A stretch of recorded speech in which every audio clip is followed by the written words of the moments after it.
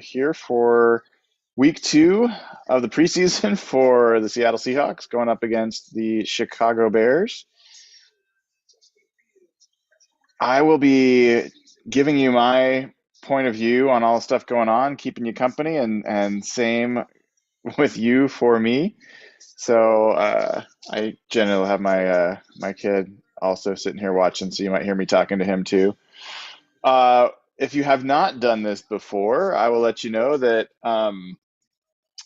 uh, we will not all be seeing this at the same time at the same speed. So if you are seeing things after me, then you will have a chance to pause your DVR.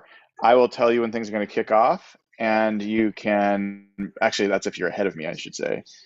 You can play it when you get to when I am calling the game. If I am ahead of you, not a lot I can do to change it.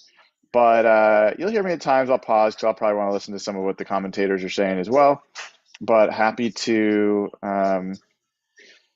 tell you what's going on. It's going to be an interesting game. Obviously, we're going to have Geno Smith playing instead of Drew Lock, which is a big fail for Drew. Feel bad for that guy. But interesting to see what Geno can do with the opportunity. Interesting to see if he can build on what he did last week. Most interesting is going to be what's going to happen with that offensive line that played so well. The number 1 pass blocking offensive line in the entire NFL, according to PFF last week. The number three run blocking offensive line in the entire NFL, according to PFF last week. Those are the types of grades we never saw at any point in any week for the Seahawks over the last probably at least 7-8 years. So really, really big moment, and hopefully something that they can build on. And then it also is looking like Sidney Jones is not going to play. So we're going to get a look at the rookie cornerbacks once again. We're going to see Kobe Bryant. We're going to see Tariq Woolen.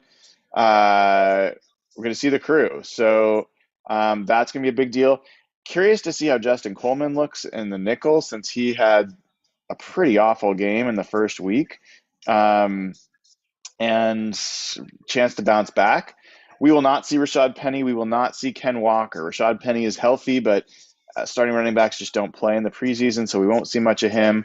Get a lot of DJ Dallas, a lot of Travis Homer, potentially more, Darwin Thompson, those kind of guys. So we'll see what goes on there. And looking forward to it. Going to kick off here in a little bit. Probably be another 10 minutes knowing the way these things work. I think kickoff might be actually 5:15 officially. Let's double check. Oh, it says 5 o'clock. Well, who knows? We'll find out. But if you haven't already, give the show a like. And there are people at this game tonight that are there because they are Seahawk patrons for free, giving away tickets to this game. We give away tickets to preseason games. We've given away tickets to regular season games. We've given away club seats. We've given away all sorts of great seats to Seahawks games. There are massive lines to waitlist to get Seahawks tickets. A shortcut potentially, at least to see some games, is go over to patreon.com/hawkblogger, join the crew, get immediate access to our Slack channel, and it's a lot of really cool folks. I mean, it's a really great community that we started to build. And the best news is that what you commit to supporting for the show goes to help build the show, gets to better content, and also helps the donations that we give every year. Given over $200,000 to charities, and would love to add you to the list of people supporting our efforts there. So let me pull up a couple things just so I have it ready for the show. If there's any questions, definitely can do AMA if you have some anything you want to know or things that you're particularly looking for in this game.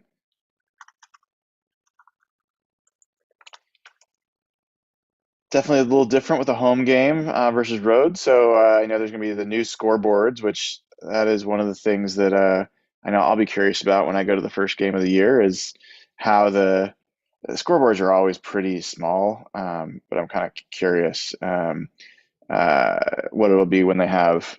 I think they're still going to be the same dimensions, which like the end zone, the what is it, the north end zone is tall, so it's always like kind of cut off.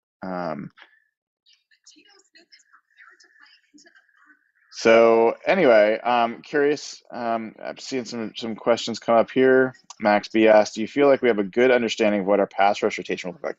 I don't think we do. I think that the expectation is that you've got Daryl Taylor is one obvious, right? And then I think Uchenna Nwosu, is going to be opposite him. So you're going to have those as the default base outside linebackers who will also rush the passer. Um, I think Daryl Taylor will be one that is be more consistently pass rushing, and Nwosu will potentially be a little bit more variable in what he does. Um, And then I think Mafe is a rotational guy, and we don't know yet really like what's going to be their approach on nickel. In the past, the Seahawks classic, for the most part, a 4-3, and then in nickel situations, they would drop what was their five technique, their big defensive end. It used to be Red Bryant initially, then it was like Michael Bennett at times. A bunch of guys have been there, but they would then bring in a dedicated pass rusher opposite of whether it was Chris Clemens or Cliff Averill. Michael Bennett, when he was outside, would shift inside in nickel situations. So I would think that that's normally when Mafe would come in. I would think in nickel situations that would still be true. But what we saw last week was Mafe was really backing up Daryl Taylor. And if that's the play, then it may not be as much about nickel or rotations. Or nickel, it might be more rotational. It might be, they might get Taylor a few snaps off or a series off, and Mafe would come in. So I'm not exactly sure how that's going to play out. I think when they go to nickel, I would assume that Cody Barton would come off the field, and we'd see either an extra safety or an extra corner, depending on how they want to play it. And so the reason that matters is when you're in a 3-4, like you've got four linebackers on the field. So typically in the past, you'd see the strong side linebacker drop off the field in some of those situations. In this case, it's one of the inside linebackers. So I also don't know how that's going to affect pass rush situations. Like in that situation, do they have one inside linebacker and are they more of a typical kind of 4-3 kind of situation? I don't know. So those are things I'm honestly still paying attention to and will want to learn. We won't learn a bunch in the preseason about that. I see that Brandon threw some money on Boye Mafe for Defensive Rookie of the Year. Man, from your mouth to God's ears, from your pocket, hopefully back far more in your pocket. That would be great. I haven't heard a bunch about Nwosu and how he's been playing. I don't think he stood out that much in the first game either, so definitely kind of curious. I've not heard about Drew Lock, whether he is still testing positive or not. He's definitely not playing tonight. I don't think that we should riot if Drew Lock doesn't start. In fact, I think it's almost zero chance that Drew Lock's going to start at this point. This was his chance. It's really unfortunate luck for him. He could start the last preseason game, but it would be really surprising for in the very last preseason game for him to win the starting job. I think that's a big roll of the dice by the Seahawks to do something like that. Who knows with Pete, but I think that as long as Gino doesn't like get hurt or doesn't like shit the bed, I think he's pretty set as the starter for now. So yeah, I see Joe mentioning about Quentin Jefferson. Yeah, Quentin Jefferson, as well as Shelby Harris. Those guys are going to be your inside rushers. They're not going to be playing on the outside. And so when I was talking about the nickel situations, I think there's more options for them inside. It's not as clear to me how they're going to rotate. Like, are they going to take Nwosu off the field at any point? Is he going to be the rusher? I still haven't figured out what their structure should be. All right, we are about to kick off. So if you are ahead, you might want to pause. He's running towards the ball, and he just kicked the ball. So you should hopefully now be in sync with me. Ball was just caught by the returner, and he's taking it up the middle. Got a pretty good return fumble, and he recovered, and the Bears will take it over at the 30-yard line, a little bit past the 30. Collier's last shot. Oh, it's definitely his last shot, and I mean, I don't know what that even means at this point because I don't think he has a shot to be more than a rotational player. Um, I guess you could put him in the Rashad Penny camp if you believe like he's got a lot of talent and he's just faced like, injuries or other things. I just haven't seen the talent. So I'm not as hopeful about him, becoming more than he has been so far, even with more reps. He is going to play inside almost exclusively, I think, in this defense. So, I am hopeful he can make an impact.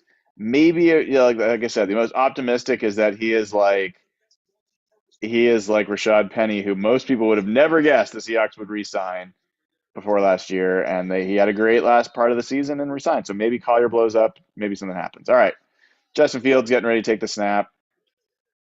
Play action. Daryl Taylor, a little screen, tight end screen, a missed tackle by 48.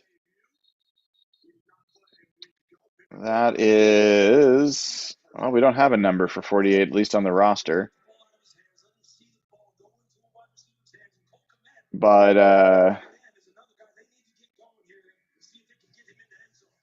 yeah, I don't know about Tyreek Smith because Tyreek Smith has been injured with two different hip injuries, and I'm not sure he might even start the year on IR. All right, so it is first down, a little inside blitz. That was our boy there, Cody Barton, coming on the blitz inside and forcing an early throw. So that is better than any play that Cody Barton made last week. Nice to see. Got a little skinny going up the middle and got through the. That was something actually he showed some talent for in the preseason last year and had a little bit of flash during the season as being a decent blitzer. See Quentin Jefferson in there. Number 10, Uwosu's on the other side. You got Dale Taylor, 52 on this side. Handoff. Run defense was very bad last week. Cody Barton in on the tackle. And here's my point about one of the points about Cody Barton. He's making the tackle there 7 yards downfield. Like impact linebackers are going to be guys that are making the play, reading the play, getting there at the line of scrimmage. Now this came at 48. I'm still trying to see. DeBlanco, maybe? Is that who that is? We'll see. So this is now third and short, 3rd and 3, right at the 50-yard line. Daryl Taylor coming on the inside blitz. Oh, they flushed him. Daryl Taylor gets him. The ball's loose. Are they calling that a fumble? Get down. I think that might be a fumble, guys. Oh, they're holding up 4th down. Let's see. It was close.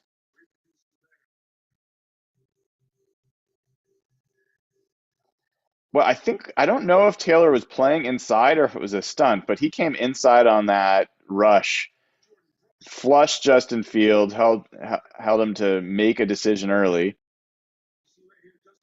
Yeah, his knee is down. Yep, for sure. No doubt. Are they going for it? Looks like they are going for it on 4th and 2. Justin Coleman in the nickel. Oh, we got an early start by Daryl Taylor.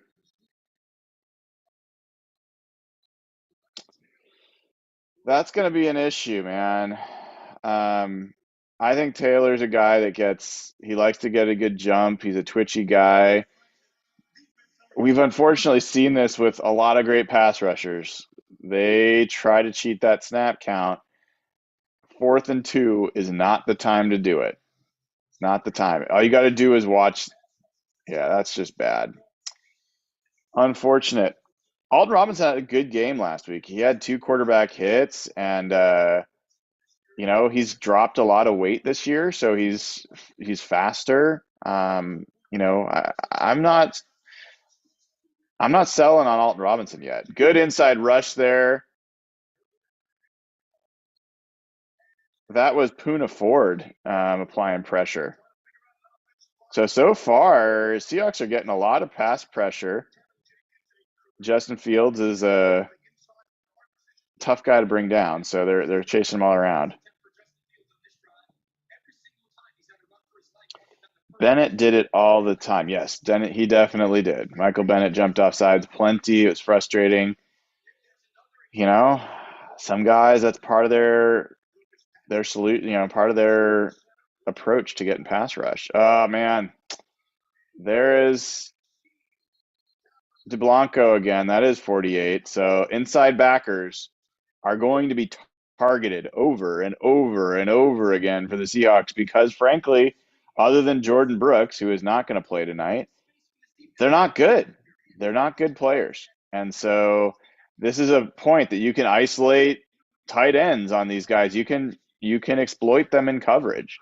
And you're also going to be able to exploit them in the run game. So I think that's going to be a real challenge for this defense and continues to be shocking to me that the Seahawks did nothing to address inside linebacker during the offseason.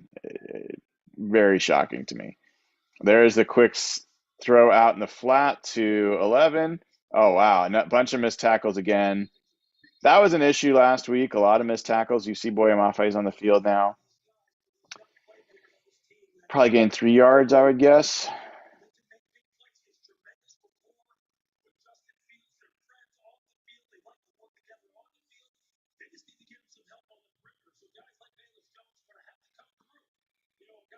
Oh, wow. 6 yards. All right. There's Al Woods. We'll see if Seahawks can get a little pressure on one of these and they've gotten close to making a play there. There's a play fake. Plenty of time. No one's going after Fields. Trying to throw it in the back of the end zone. Tariq Woolen in coverage and could not complete it. So we got a 3rd and 4. Seahawks. Ooh, what's the flag? Don't be holding, please. At least don't be holding on the defense.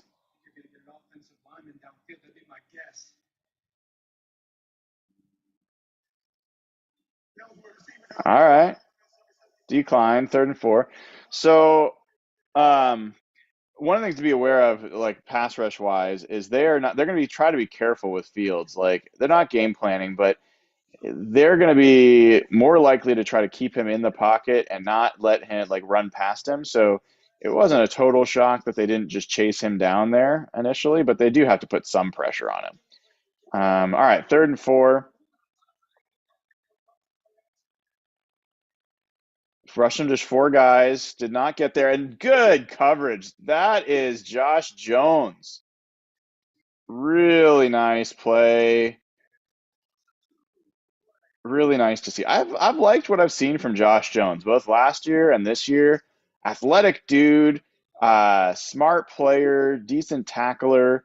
I think he's a really quality third safety. I think he's a much higher ceiling player than Ugo Amadi, and Seahawks do as well, obviously. But like I think he's a starting level player. I don't think he's a plus starter, but I think he's a guy that could be starting for, NFL teams.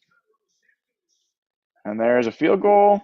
3 points, not great, but I take that as a generally encouraging first series for the defense. For what it's worth, none of those passes essentially were completed against our corners. Those were all coming against the linebackers. They were coming on bootlegs, inside. So I didn't see a lot that was concerning from the cornerbacks there, which was good because the cornerbacks were just scorched last week. Um, so good to see them play a little bit better, at least on that first series. Yeah, I think like Radigan would have been a guy that I would have absolutely been excited about inside. I'm not sure he's great, but I liked what I saw there, but he's out. He's injured, so he's not an option. I think he's out for the year. Um, Vi Jones, look, I saw him play last week. He had a good game. We'll see. We'll see what he looks like this week, but he was not the guy that got elevated by the team to first string this week. Uh, so whatever that says, Joel DeBlanco is the guy. He's a rookie out of Cincinnati. He's 6'3", 240 pounds. Um,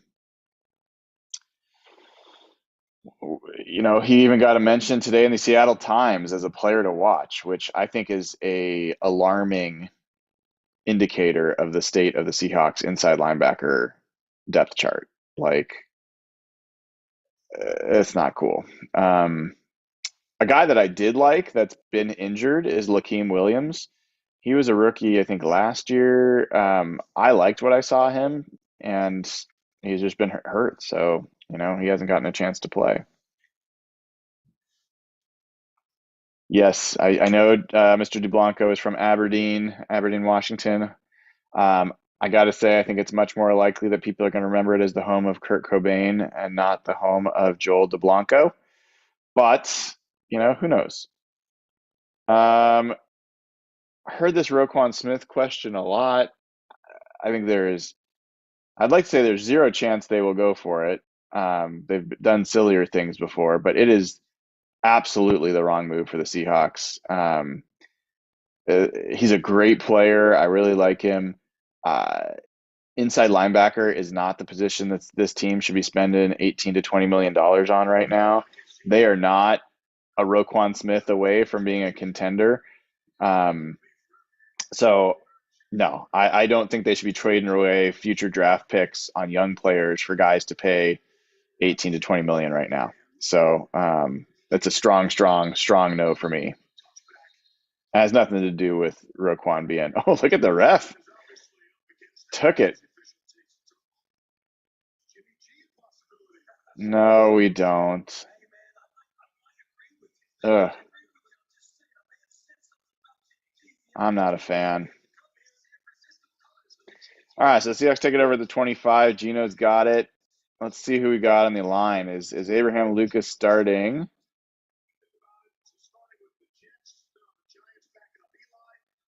Close up of Gino, so I can't see the full line.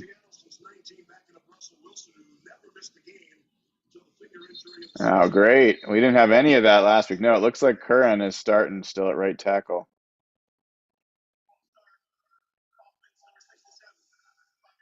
There's Charles Cross, the rookie's first penalty. Of what? Sorry, I'm talking to my son real quick.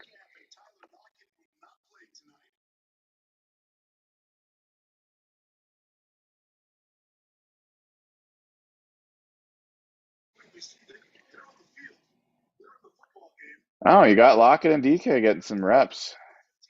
There's a handoff on 1st and 15. Travis Homer getting starter reps tonight with Ken Walker out due to a hernia surgery. And Rashad Penny just not playing as he's the starter. Curran did have back spasms early in the week, but he started practicing soon after. So I think that's disappointing, to be honest. I really think Abraham Lucas should be getting starter reps. There is a screen pass. Is Geno Smith going to be the quarterback that brings the screen pass back to Seattle? That was a decently thrown screen pass.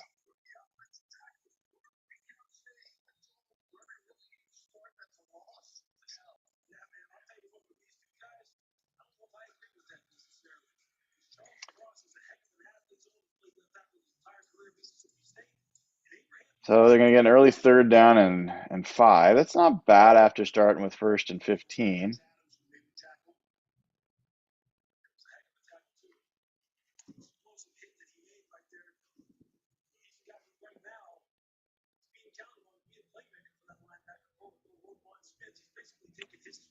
If Lynch was starting, you mean if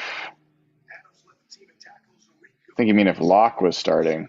I think if Locke was starting, they'd still be playing. I don't think it has anything to do with the quarterback. I think this is just a week they wanted to get a few reps for those guys. They may not play much. in the last preseason game.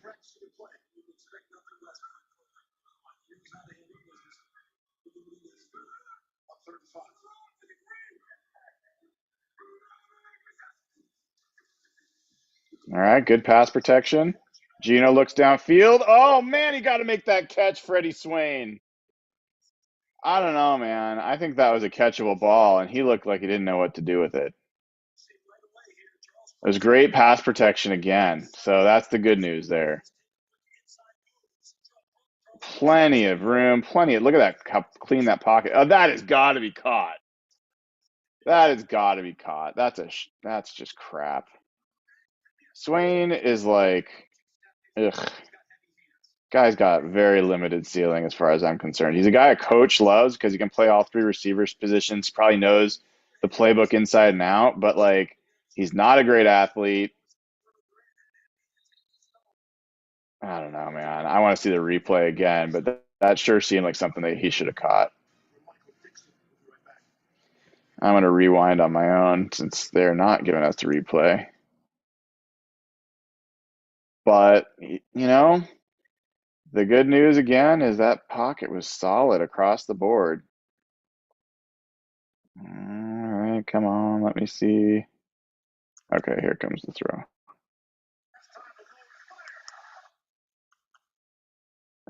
Comcast, if anyone from Comcast is listening, the ability to control DVR is so bad. Jumps around.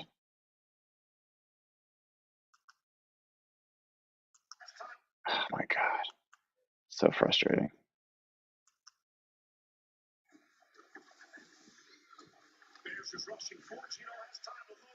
Oh my God. Yeah, it sure looked like he should have caught that. Aggravating.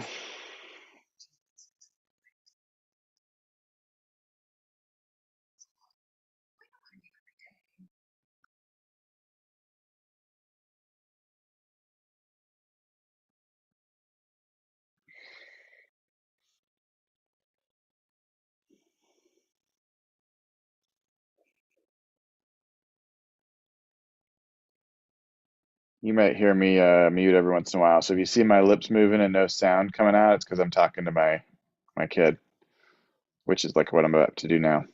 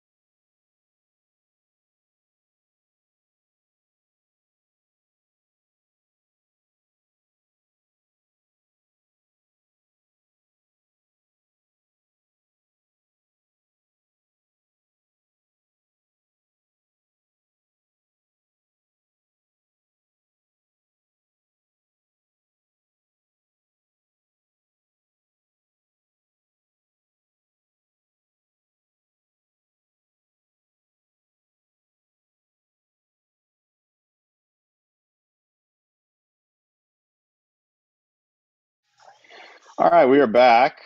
Oh,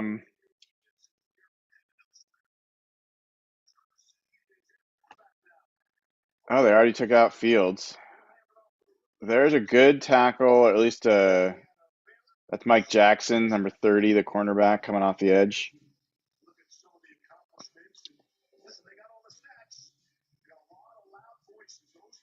The wide receivers last week that did pretty well, Derek Young and Bo Melton were the rookies, the 6th and 7th round picks, played pretty well. All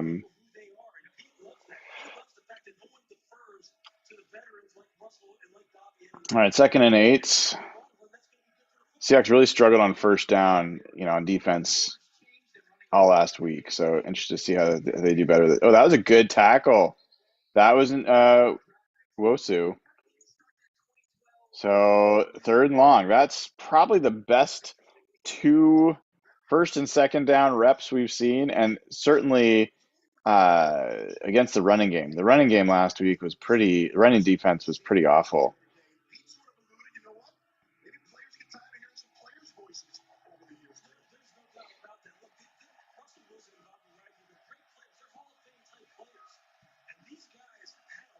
Third and 6.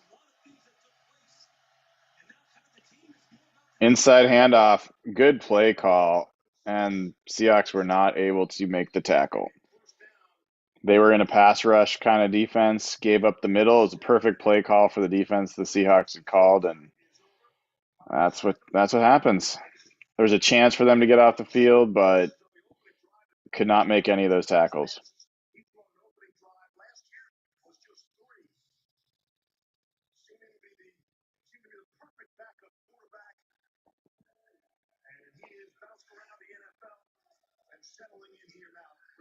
There's okay. Oh, did he bring him down? No? Are we sure he didn't bring him down?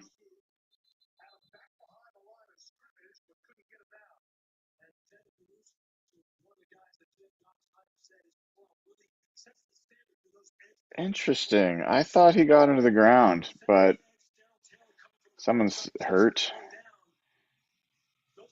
Can we see the replay? Like, is that possible? Do they just don't think we care at all about that?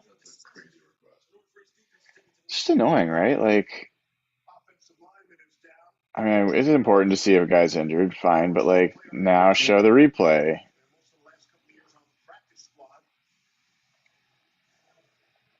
Detail.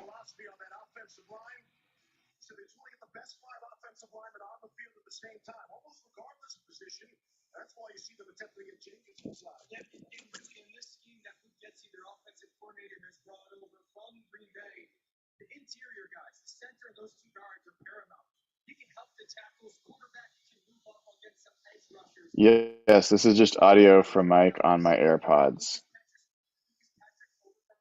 Because I'm watching the game on my couch. I don't have my whole rig set up out here.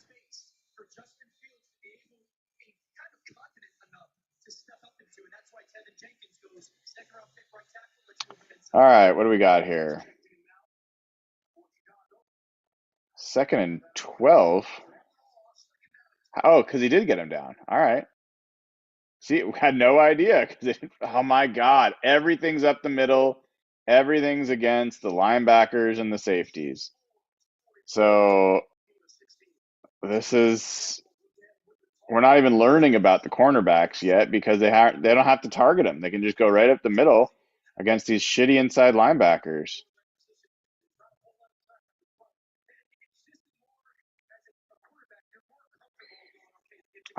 Man, frustrating.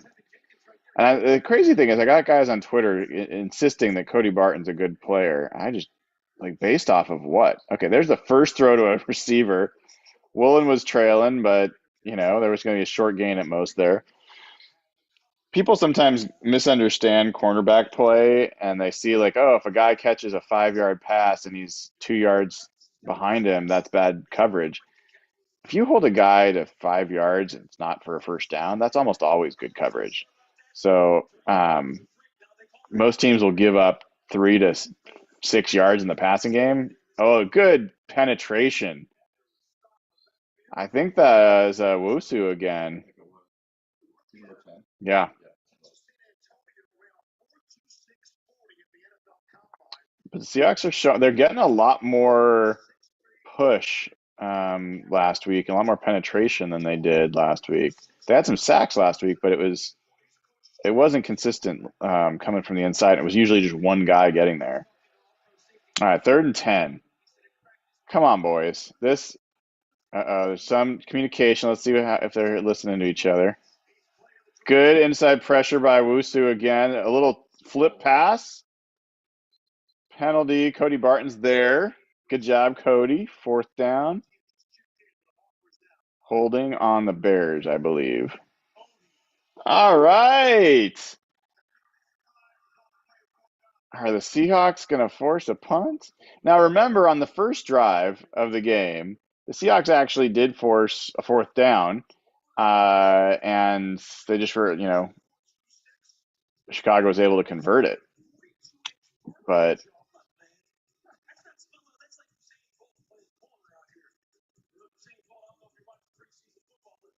yes, stops are allowed. It's true. It just doesn't have. Freddie Swain as a returner. That was the worst last year. Please, God, do not have him be our returner all this year. This guy has no return chops. All he does is catch the ball. That was like the longest return of his career. I think he got 3 yards, maybe. Not a fan. It's like when we had Brian Walters returning punts years ago. Oh my God. It's just like aggravating.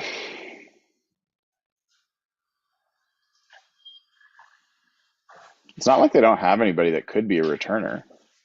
I just don't play him.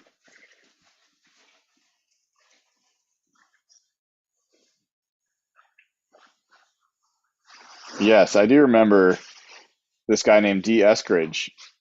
Supposed to be a good receiver, supposed to be a good end around jet sweeper, supposed to be a good return man, and he apparently just doesn't play football anymore. So has a hamstring injuries, kept him out the entire training camp, and I've certainly lost patience. I've been a guy that's generally defended guys that have dealt with injuries. Honestly, I'm defending guys that are dealing with like um, torn ACLs, MCLs, patella tendons. Like, I don't think that that means that they're like not putting in their all or not, working out or preparing themselves properly. But when you're talking about a hamstring and you're talking about a month of not playing football because of a hamstring, I'm sorry. To me, that's like, have you been a professional in the off season? Have you done yoga? Have you like done the proper diet? Have you been like doing what's necessary to get on the field? And also with soft tissue stuff, I do wonder, like, are you playing through it a little bit? I'm not looking just for him to injure himself in some big way, but it's just kind of like I at this point I have questions, and I don't have those questions lightly. But at this point, I'm starting to have questions about D. Eskridge. So he has missed a lot of time, and I just kind of question how much he wants it. So someone's just asking when he's going to be back. I don't know. Pete Carroll's been saying he's really close for a long time. A hamstring.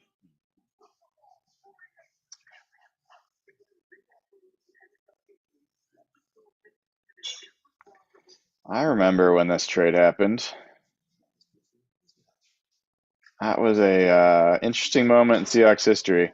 Interesting stories coming out about Russell and the fact that the entire offense has been basically custom selected and custom tailored to what he likes to run.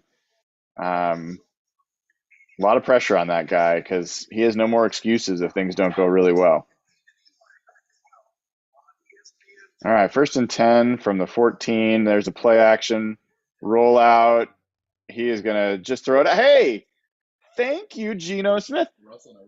Russell never did that. Got me so mad. You are out of the pocket. You have nothing open. You're not going to get to the line of scrimmage. All you have to do is throw it out of bounds past the line of scrimmage. No loss on that play. That is a just a smart move. Like, it's not even that smart, but it's like just do that.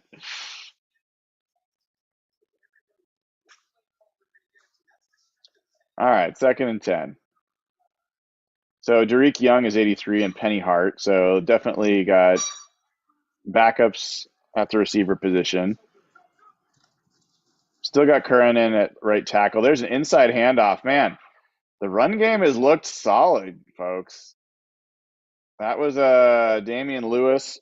I'm curious who's playing right guard. I actually did not. I don't think Phil Haynes is. It might be Gabe Jackson right now.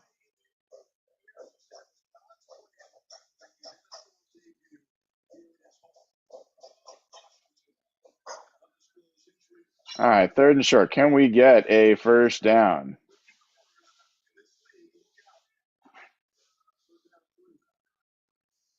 Yeah, it's got to be Gabe Jackson. Oh, for God's sakes.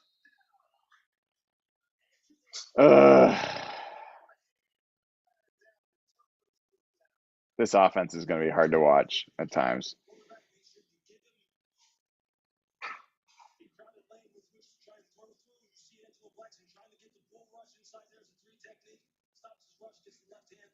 It's going to Freddie Swain. So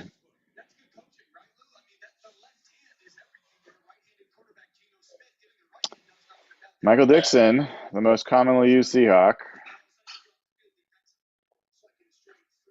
Big punt by Dixon.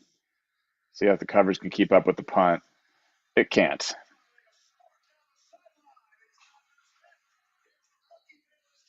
That is what happens sometimes when you kick it that far. Yep. Not great coverage.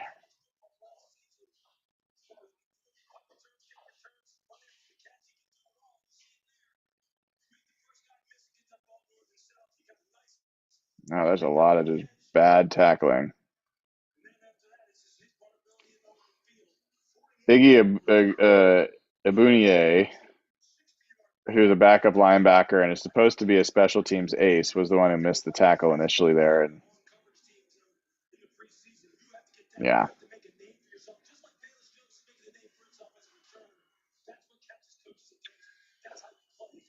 All right. Good fill there. There's Jablanco making a good play. Justin Coleman was in there as well. Is bad tackling a sign of missing athleticism and elite talent? It can be. Um, I think a lot of times it's just either being out of position or bad technique. And so, but there are guys that are just great tacklers. Jordan Brooks is a pretty good tackler, you know. Oh man, big hole.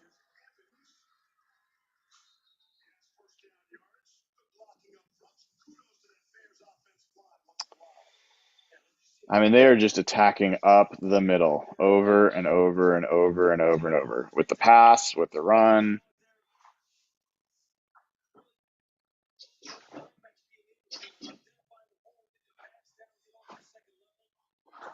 This is a very bad Bears team, in case you didn't know. So, like, the Seahawks aren't going to face much easier competition than what they're facing right now, and it's not going well right now.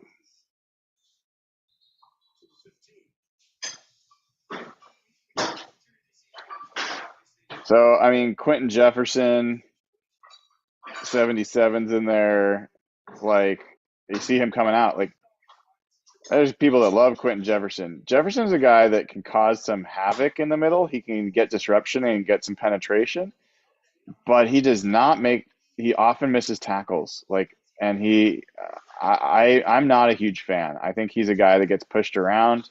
I think he gives up more plays than he makes. So, you know, we'll see. There is Alton Robinson around the edge, first down, quick pass.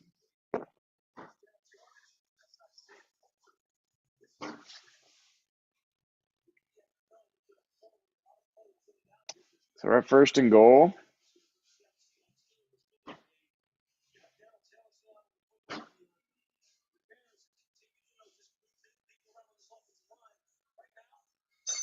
Yeah, the Seahawks have, in this series especially, have stopped getting penetration. It started going the other direction. It'll be interesting if they can. They got to make a play. I mean, they got to make a play in the backfield. They got to make a sack, um, bat a ball down, something. Here's a blitz, mistimed by Cody Barton. Cody Barton mistimed that blitz, gave it away so Simeon knew exactly where the blitz was coming from. He knew before the snap where he was going to then go with the ball. So that's a blown play by Cody Barton.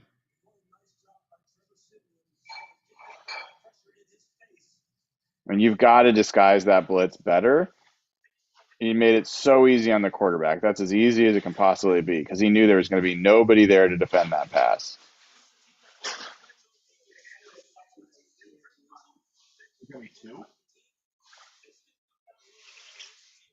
How many iced teas do you want to drink? Sorry, I'm talking to my family. Well, that was a pretty unappealing first quarter.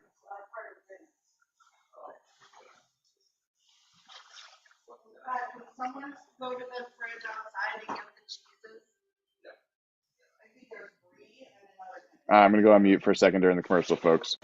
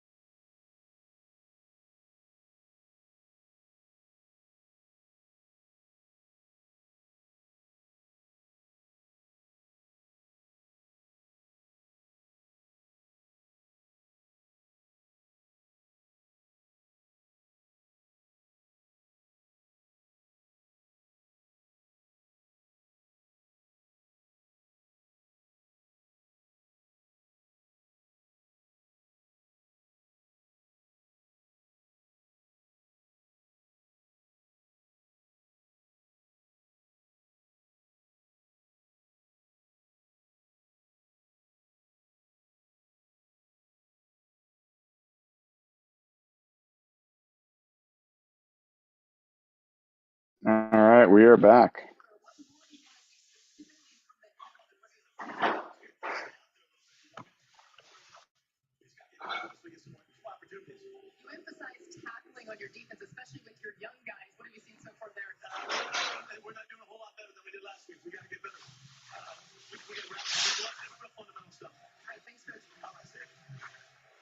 At least Pete knows what he's seeing.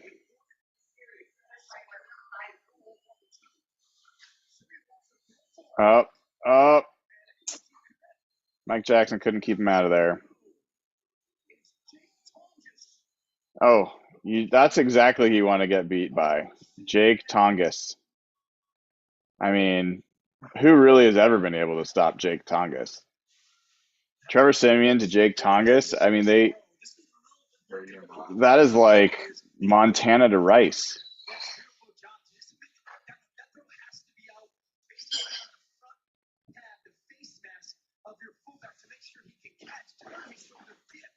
Oh, you just look at these guys and you're like, oh my God, our team is bad enough to give up touchdowns to that guy. Now, I will give all the caveats, no Jamal Adams, no Quandre Diggs, no Jordan Brooks, no Sidney Jones, no Artie Burns. Those are like some of your best players not playing, but it still sucks.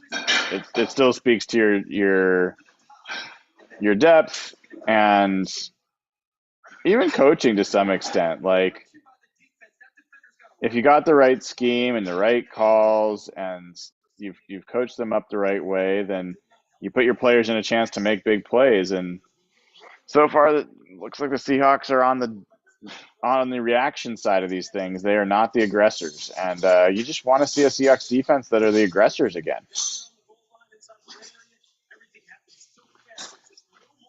I see the note here that Boye Mafe is in the locker room. That is not good news.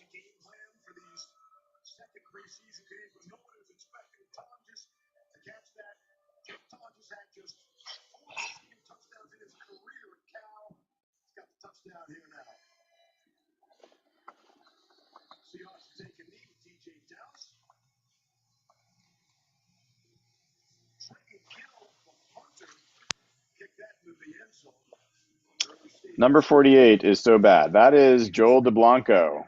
In his defense, the guy's a rookie undrafted rookie out of Cincinnati. You're not going to watch the offensive series? That's the only thing that's.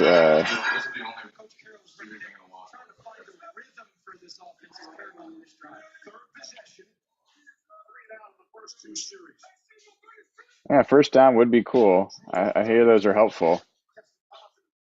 There is an attempted run. Oh, good cutback by Travis Homer. Keep going, buddy. Keep going. And he changed the ball into the other hand like a pro. I'm telling you. 33-yard run by Travis Homer. Rashad Penny giving him some dabs there. You know, it was stacked up the way it was meant to go, but it was blocked well enough on the backside that there were no defenders left. And so, nice play by Homer, but honestly, still good blocking by the line. Look at that, switching the hand. All right. More players need to do that. We do have Abe Lucas in there at right tackle. There's DJ Dallas. Did not get much. Somebody's hurt. 68. Uh-oh. Damian Lewis. It was 68, so I just looked at, double-checked. Shoot. It is never good when people say, come on the field right away. Crap. See if we can see what happened.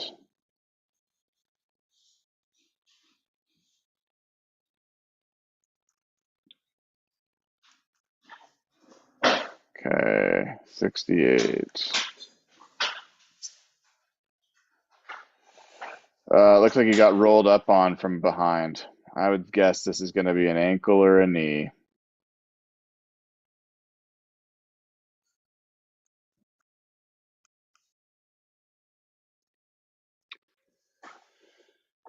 Yeah, he got rolled up on from behind. That's probably not going to be a good thing. Lewis had been playing. He played really well last week.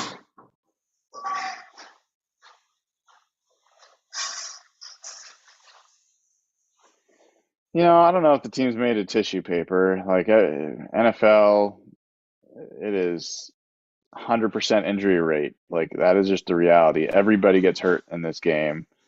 But like that's part of what makes it so tough to win a Super Bowl. People just focus on the talent, but injuries are so common and they're so hard to avoid that you have to get lucky. You have to have injury luck to win a Super Bowl. You just do. Like if the Rams lost Aaron Donald for a season, the chances that they win the Super Bowl last year are like zero. That's one guy. If Matt Stafford had gotten injured, like their chances would have been pretty much zero. So like you have to just be lucky enough to not have your best players get injured in a way that either keeps them out for the year or really even keeps them out long enough to where you lose home field advantage or you lose something that would have made your path easier. So like, yeah. Got the sense this could be really serious. Damian Lewis is the left guard down for the Seahawks, and Caleb Johnson is the linebacker for the Bears, being attended. Johnson is on the sideline. As soon as we get more on Damian Lewis, we'll pass it along to you. Yeah, well, they're not putting an air cast on, so at least it's not some dislocation. But you'd guess it is some sort of knee injury.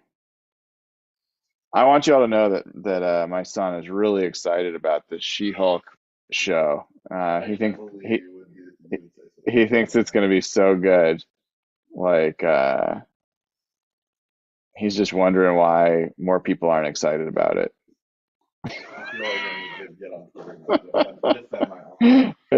He's threatening to go on Twitter to defend his honor.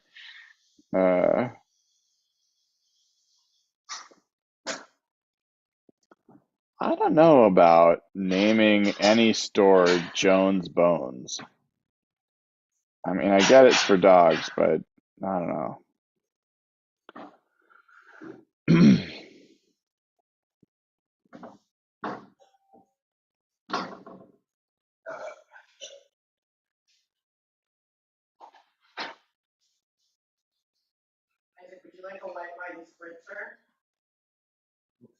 The live action Shrek.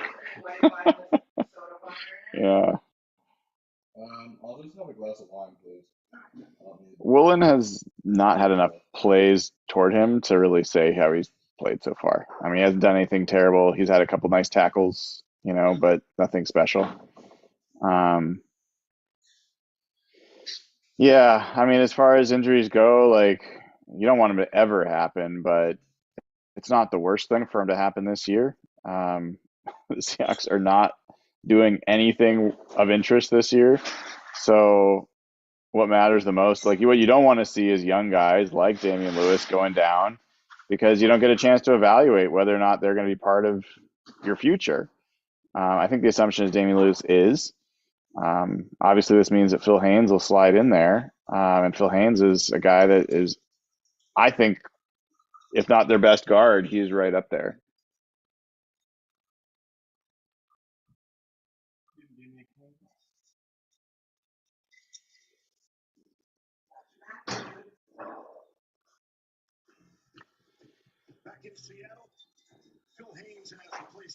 Okay. I think it's second down if I remember correctly.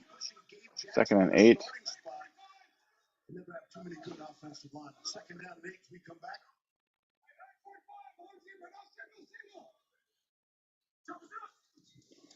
Another handoff. Not a big hole there.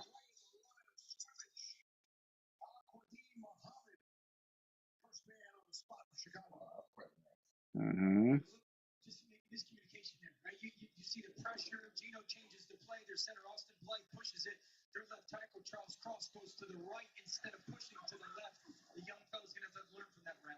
Oh man, that's not going to be good enough. I think you got to go for it. You're not going to learn anything by kicking a field goal here.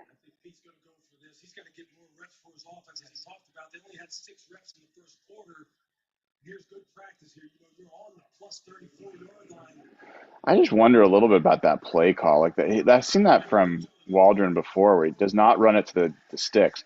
Nice, quick slant. That goes to K. Johnson, who Pete gave a shout out to this. Oh shoot! Oh, come on!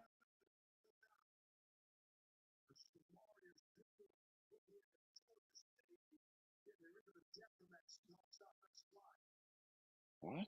Why is Shamarius Gilmore playing?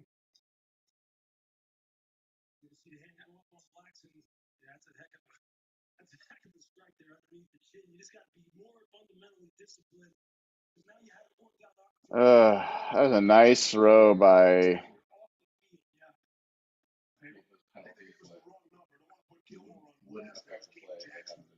That was, yeah.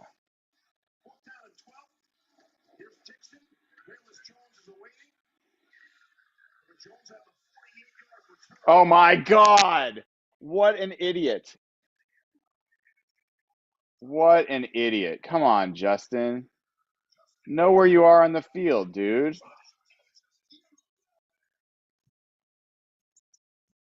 Aggravating.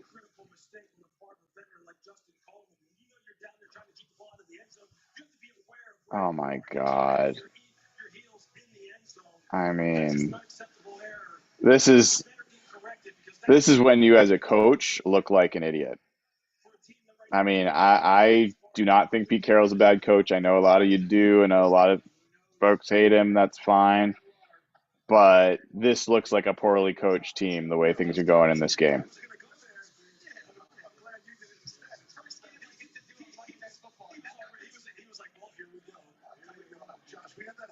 Boye Mafe, yeah, he's back on the field, so it can't be that serious.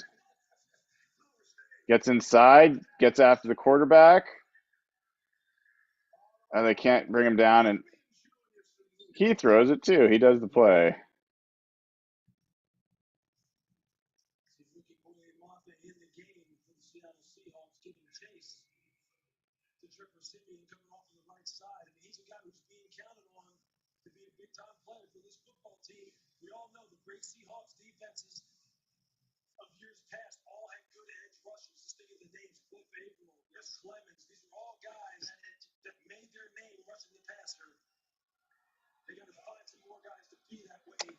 All right, 2nd and 10. Inside handoff. Can they stop him up the middle? There's Mafe. Jesus Christ, guys. Like, where is a defensive tackle? Is anybody able to get off a block and stop an inside handoff? Where are the middle linebackers? Where are the inside linebackers?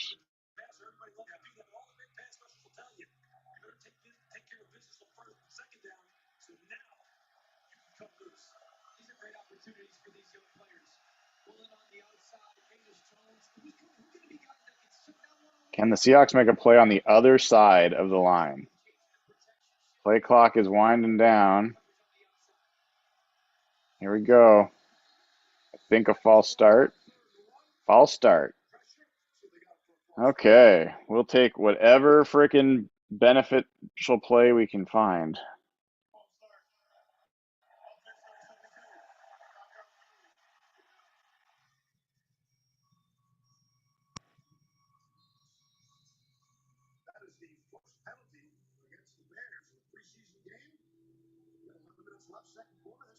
By the way, if you missed it, Abe Lucas had another pancake block in his first series. Why that guy is not starting is beyond me. It is inexcusable as far as I'm concerned. Oh my God, you dumb fucks. Like, what the hell? Man, that is aggravating.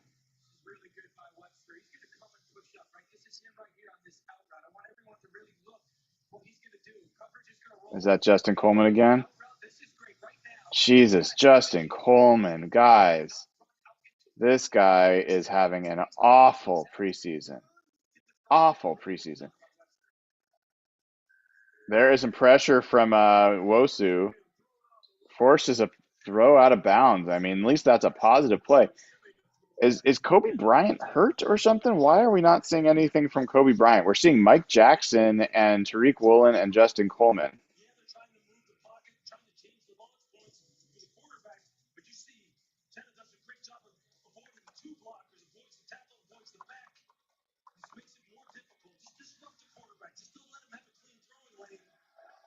Second and 10. Can we avoid a 10-yard run up the middle? There's the handoff. All right, that is a 1.5-yard run. That is more acceptable.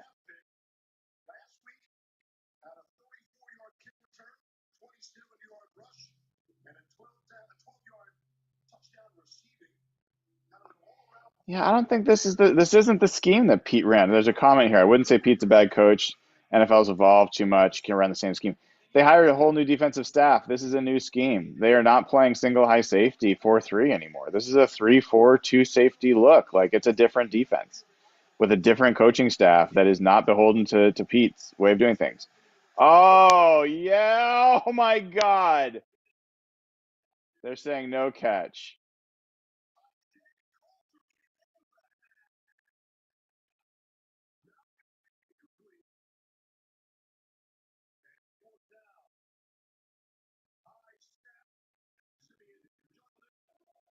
Oh, he caught it.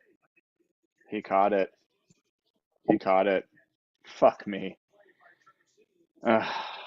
Unreal that came even close to being completed.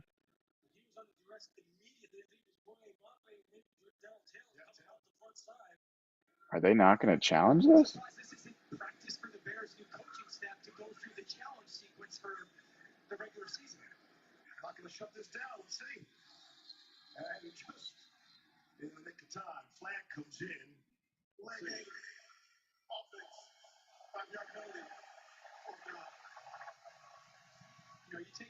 I don't understand why.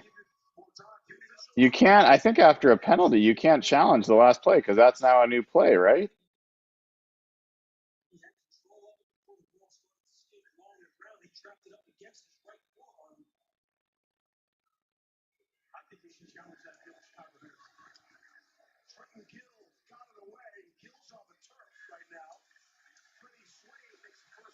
Oh, what a shock. Freddie Swain gets 2 yards on a return. I have no idea why the Bears didn't challenge that. That was a pretty clear catch. This is Darrell Taylor getting in his face. I don't know how that even came close to happening.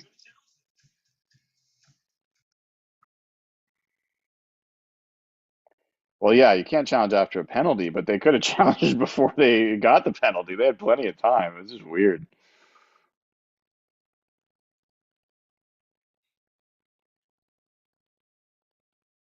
I'm trying to figure out what's going on with Kobe Bryant.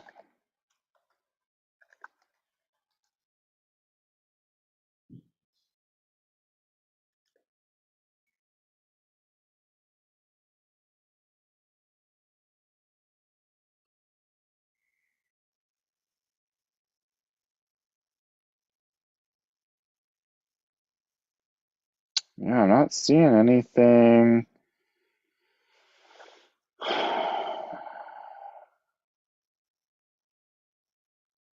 am not seeing anything telling me that he is out for injury reasons. So maybe they just wanted to get a long look at Justin Coleman before they decide to cut the guy. I mean, I was a huge Justin Coleman fan. The guy was a great nickel that, John Schneider found on a trash heap in a trade, became like a top free agent, and he just looks like, I don't know, the bloom is off the rose. He has not played well.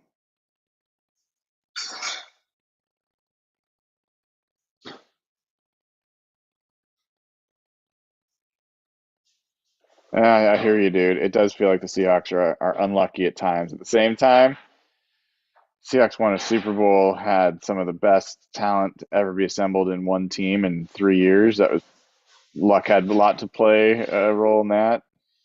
So, if we hadn't have won that, I would feel differently. But we got our ring. The rest of it's gravy.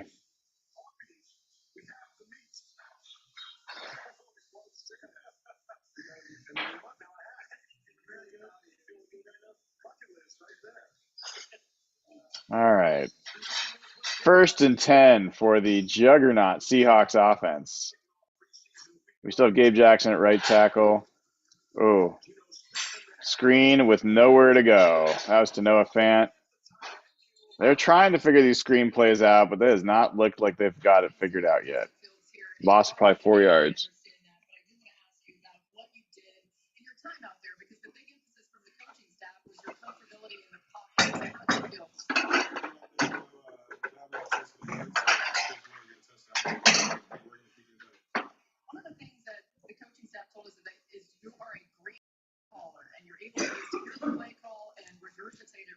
All right. Being a great play caller is a talent. I'm kind of surprised that that's worth calling out. Good pass protection again. Gino's got his man. Can he make the throw? And he can. There is Penny Hart. There we go. I mean, when you get that much pass protection, there have got to be guys open. There have got to be plays to be made. And there was. So nice protection, nice throw.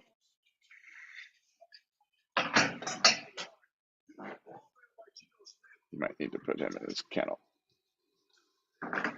Another good pass protection, another good throw. Oh my goodness. You got to make that catch, Derek Young.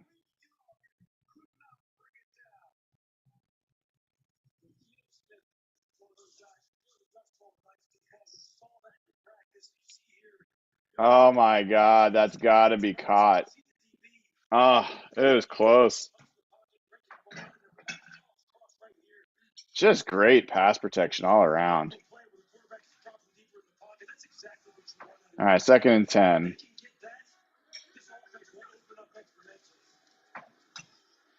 Oh, yeah. Yeah, run it. Run it. No, run it. I think the hat being down means that Derek Young was the first person to touch it after going out of bounds. So it's going to be a penalty on the Seahawks. Oh, and holding.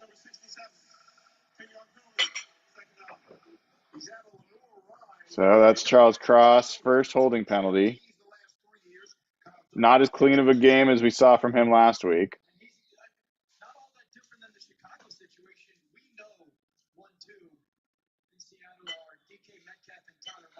All right, let's see how this team can operate from way behind the sticks. 2nd and 20. Oh my God, a lot of drops.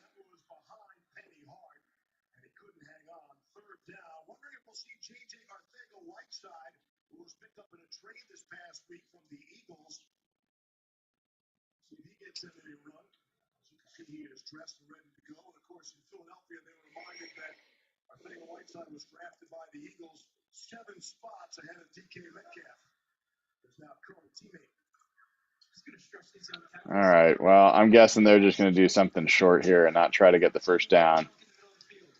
Yep.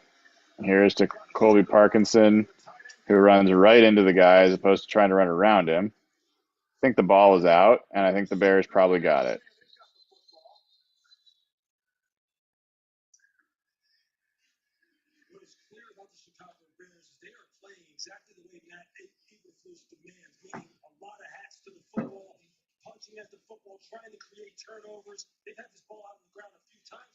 Wait, are they saying Bears ball? A Seahawk handed him the football.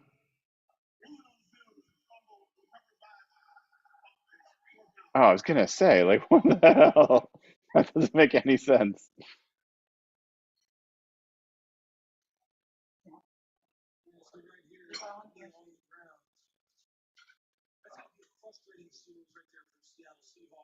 I see there's some folks that are ahead of me on the show, and I could have told you Jason Myers is going to miss the kick before it happens anyway. Oh, shocker. All right, I'm going to be off camera for a second while I get a little bit of food. I will be right back.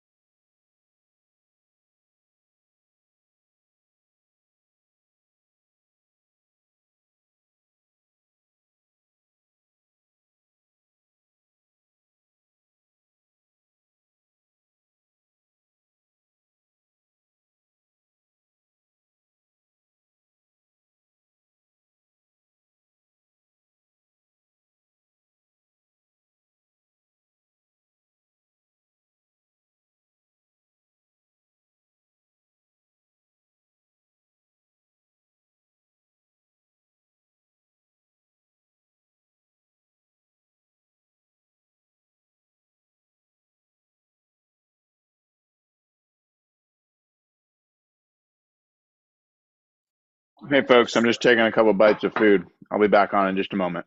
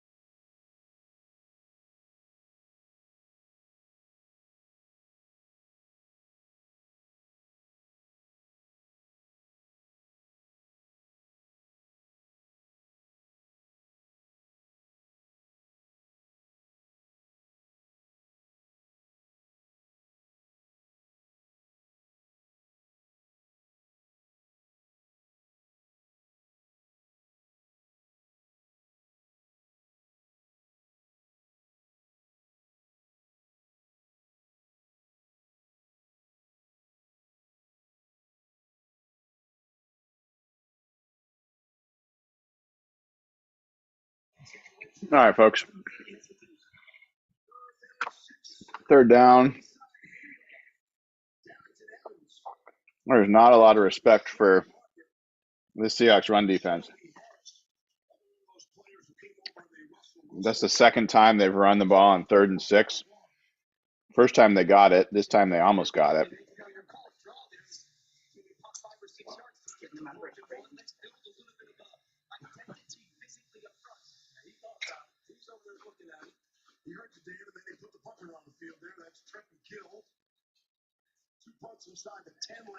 Interesting.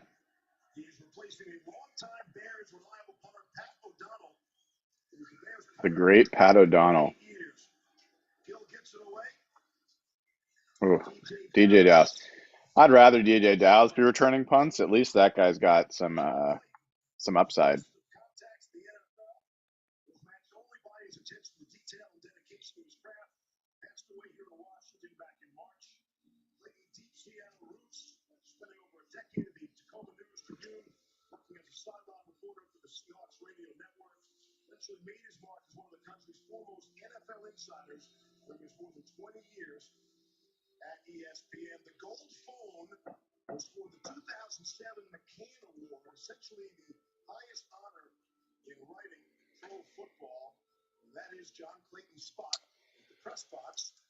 Gotta miss the professor.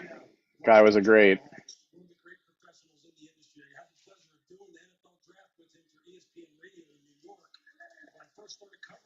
Oh, good hole. Good delay there by DJ Dallas.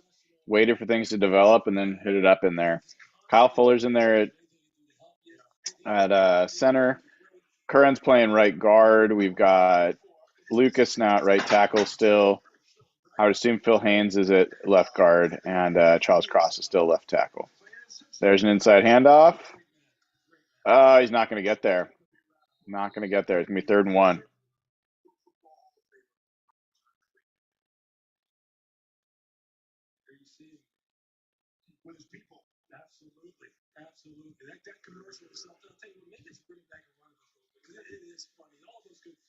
Oh, quarterback sneak, but there's. Uh-oh. That's got to be a false start. Legal motion.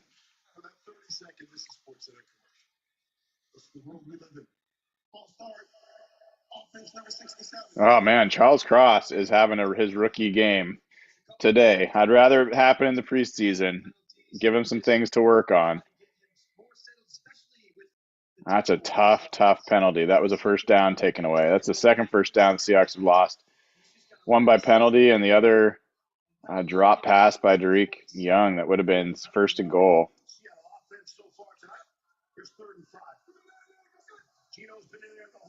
There's the pass. It's there. Come on, DJ. Put on the Jets. Make somebody miss. All right. I'll take anything and everything we can get because it's been rough sledding here so far.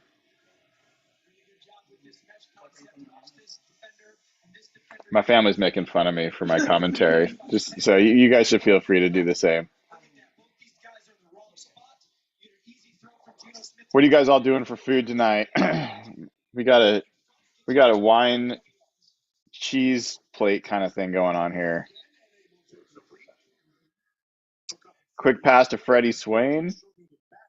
You got to respect the Joey Galloway jersey there.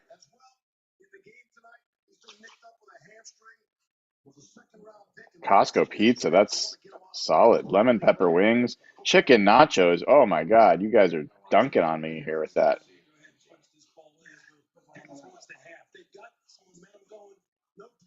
Poor man Big Mac. All right, that's not bad.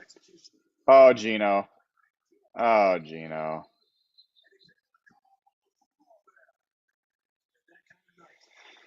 Oh boy.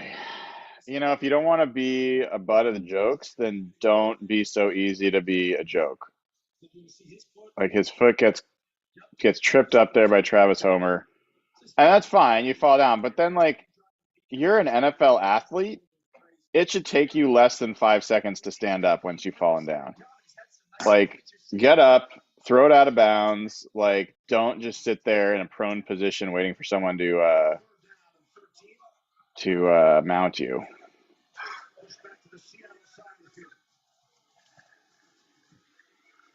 Good protection again. Oh my God, he was not patient enough, or the receiver didn't get there fast enough.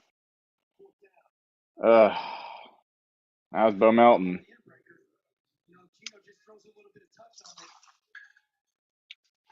Play was there to be made.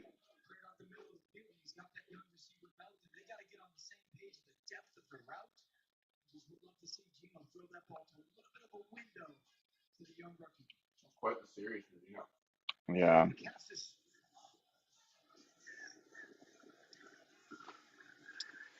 Michael Dixon.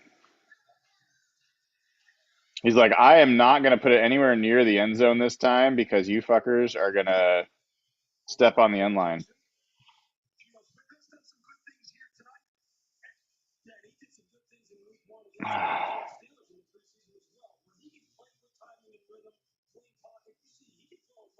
I mean, people are hating on Gino. I get it. But, like, he's had a lot of good throws. I mean, the throw that was dropped down the field by Derek Young, I think that was going to set up a touchdown.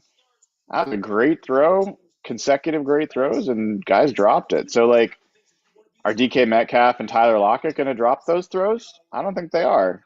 So, I mean, I just think you got to temper it a little bit. But yeah, it's been frustrating. Oh, there's a good fill, but a missed tackle. I think that was Marquise Blair, who has missed a ton of tackles tonight.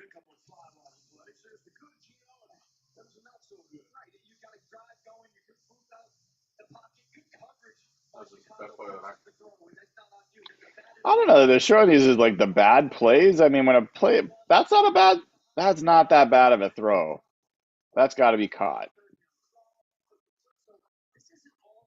Yeah, good point, Daniel. The throw to Swain earlier was also a good throw, and Swain just got alligator arms.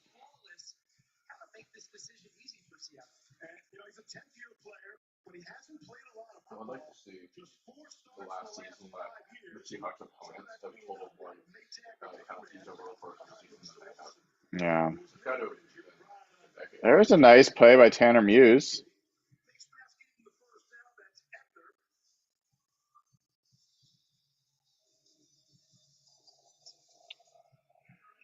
I think actually last year the Seahawks had less penalties than their opponents. Really? I'm not positive, but I think I remember that.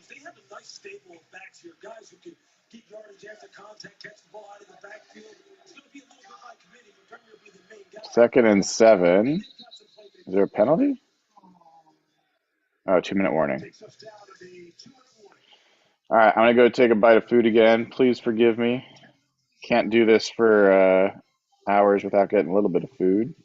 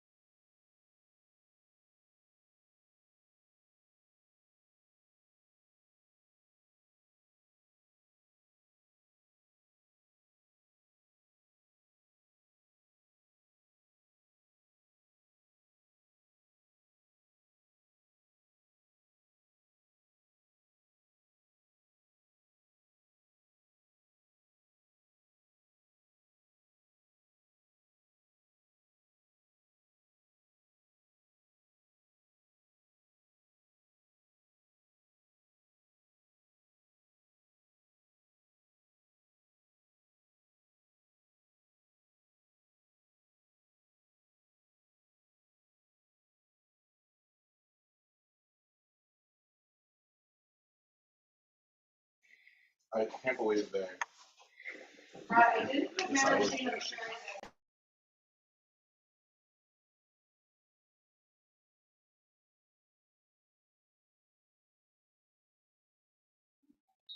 All right, 2nd and 7. What new comedy can the Seahawks offer us right now? Decent pass rush, but it was actually a screen. That was a well executed screen. Why is it that Seahawks opponents are able to draw their defenders in and we are not able to do the same?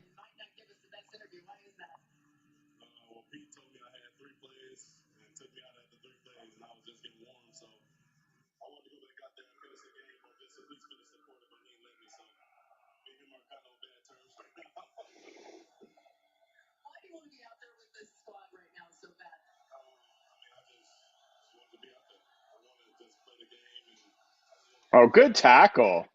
Mike Jackson. Nice play, dude. Good for him. That was a terrible decision by the running back. That's the kind of play we would see by a Seahawks running back.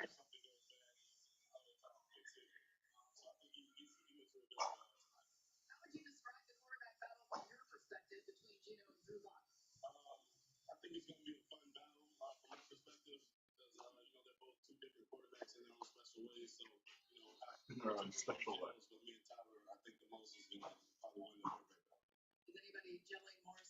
I think DK cares who the fuck Rivers to him as long as it goes to him.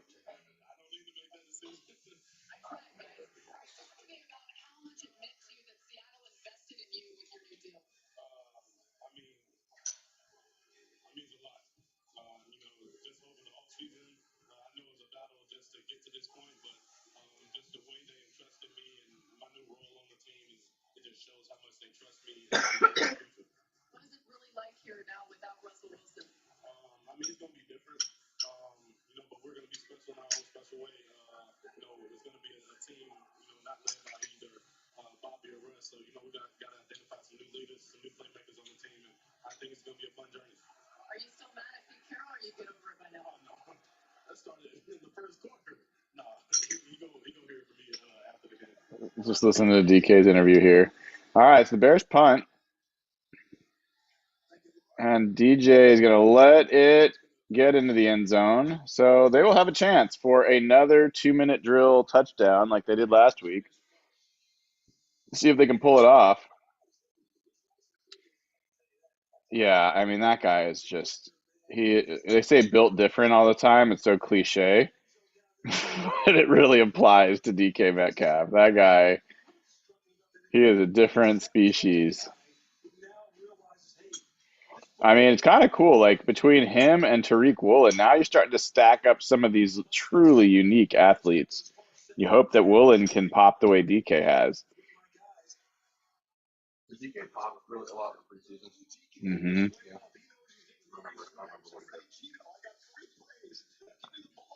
All right, not a good pass there. Probably would not have gotten many yards. Might have been better for them to not complete it.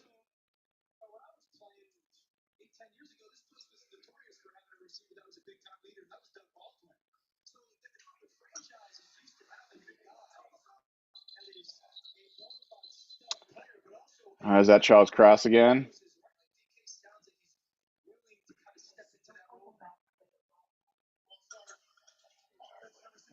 Oh yeah, Charles Cross. You know, that's all right. Let's just hope that last week is more who he is and not this week.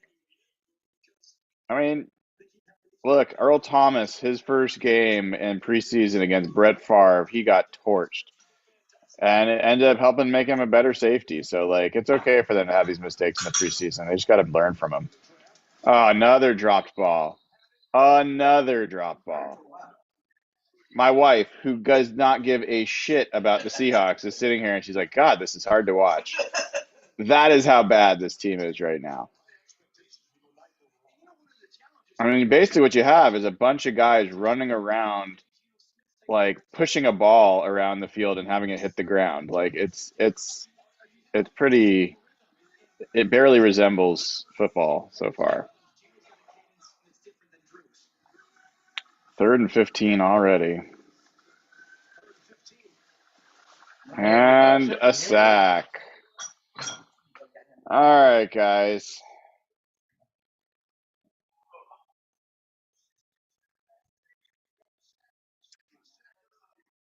Really bad.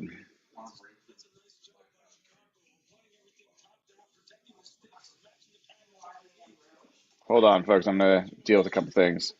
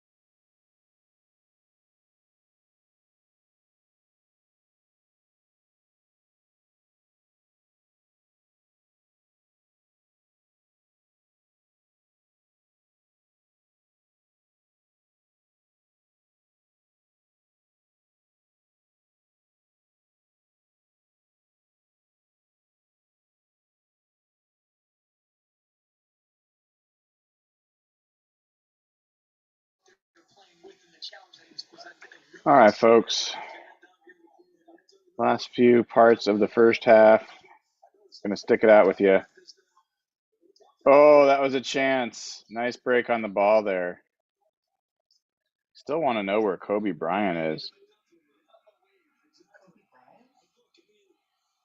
Yes, there is a rookie for the Seahawks named Kobe Bryant.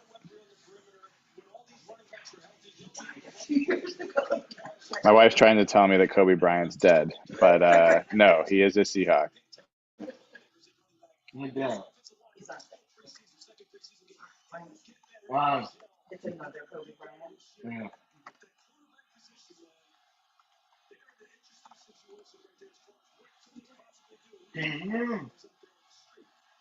All right, 3rd and 10. Getting around, they got him. They actually got a sack. How about that? Miles Adams has had a good preseason, helping himself out here.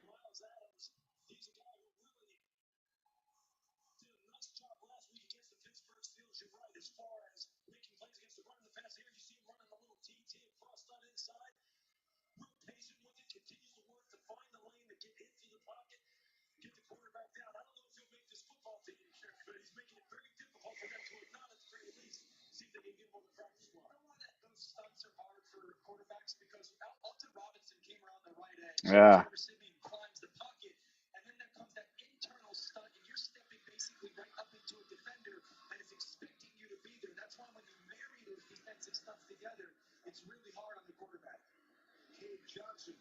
Oh, and he fumbled it. And he fumbled it. And it's a touchdown. That is a Seahawks moment. No, sorry, dude. I feel bad for the kid. I mean, he's never gonna forget that. I feel bad for him, but oh, that is just awful.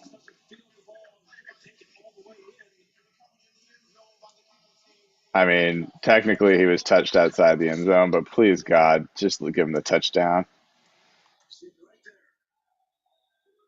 Folks, I'm gonna sign off for halftime, and I can't promise I'm coming back on. So I'm gonna watch the game.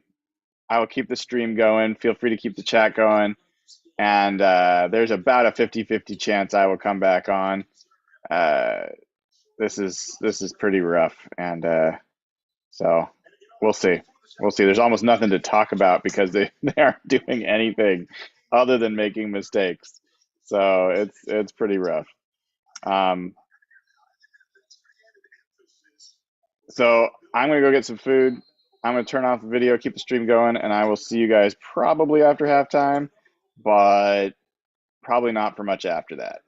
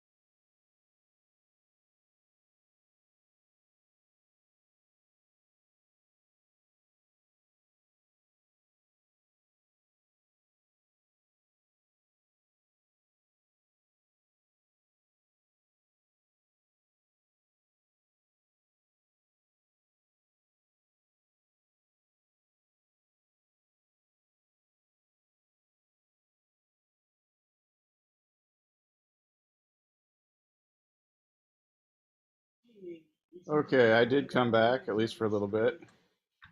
I'm impressed that a number of you are still around. I did miss the first two plays. I did see that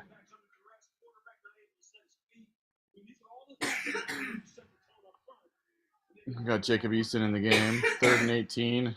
This looks fantastic. Quick pass.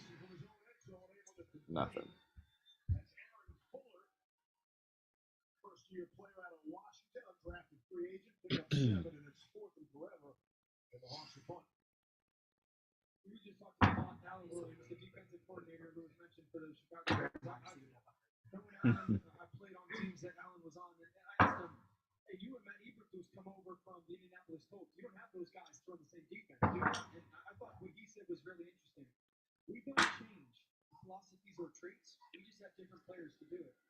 I am probably going to watch one more offensive series, and if there's nothing worth watching, I am going to sign off for the night and probably watch the rest of this game later.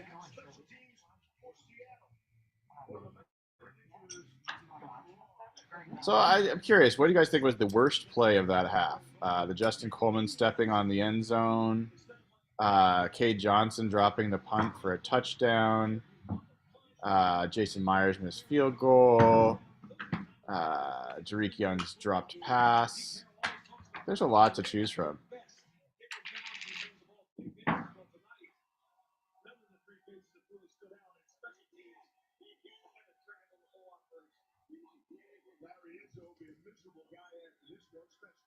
Oh boy.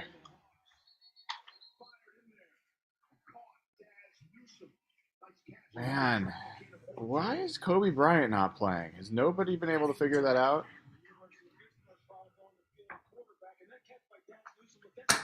I've searched online. I don't see anything. No one seems to answer that question. All right, what do I do now that I just pressed the button? What do you do? There's Alton Robinson. Oh boy.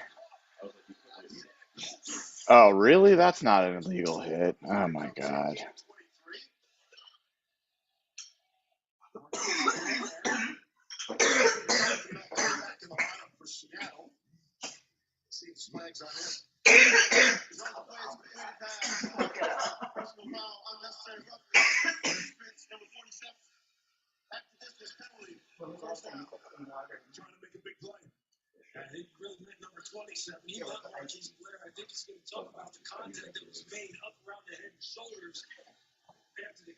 You ask me No, that's a good call.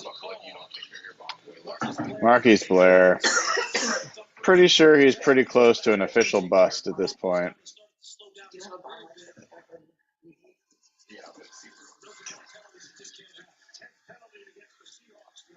Oh my god, there's another missed tackle and a touchdown. Just let him score, for God's sakes. Wow.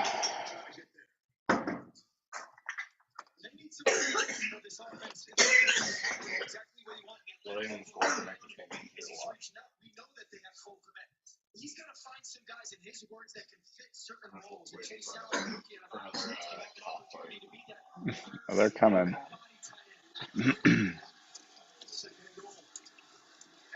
Jesus Christ.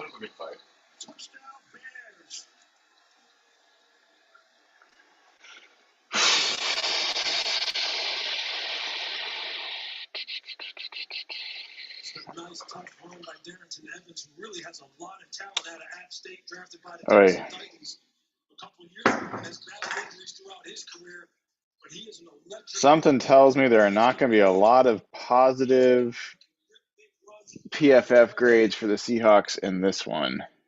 That's the kind of thing right there that gets the coach's attention. But it's your opportunity. I don't care if it's preseason or not. I don't care if it's second half or not. When you're making positive plays and producing, that's exactly what I care to see out of this new play. Scale set. Deal the hold Santos. Good operation. Good clean operation there. 24-0. Coulter on the receive again. Remember, the Seahawks have the ball to start the half. Penalties, pushback, bend pump. Ernst, 24-0. Chicago in the third. All right, let's watch the resort.